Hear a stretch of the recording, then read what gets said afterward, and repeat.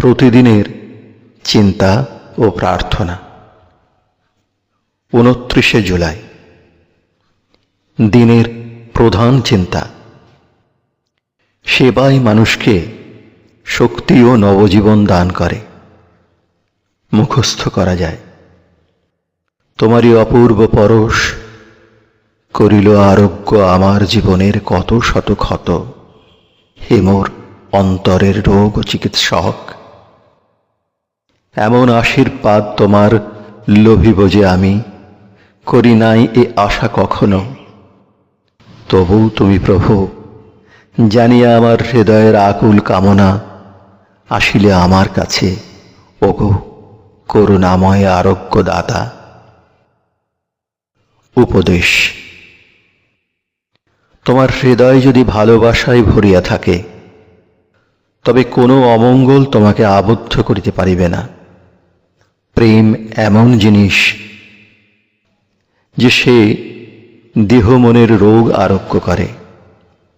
প্রেম মানুষকে উদ্ধার করিয়া নবজীবন আনিয়া দেয়। যাহারা এইভাবে ভালোবাসা দান করিয়া মানুষকে নিরোগ করেন, তাহারা যে কি করিতেছেন নিজেরাও জানেন না। এ যে এক অপূর্ব জিনিস।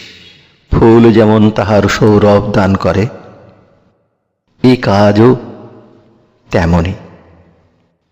তুমি যদি ইহা করিতে চাও, তবে প্রাণে প্রেম ও বিশ্বাস জাগাও, এমন বিশ্বাস যাহা জীবন্ত। আমাদের প্রাণে যদি কণামাত্র যথার্থ বিশ্বাসও জাগিয়া থাকে, তবে আমাদের সেবা আর্তজনের প্রাণে স্নিগ্ধতা, আরোগ্য ও নবজীবন আনিয়া দিবে। প্রার্থনা। যিনি সকল আশীর্বাদ দাতা, তিনি যেন আমাকে আরো এমন শক্তি দান করেন যে আমি সদ্ভাবে জীবনযাপন করিয়া তাঁহার সন্তানদের সেবায় নিরত হইতে পারি।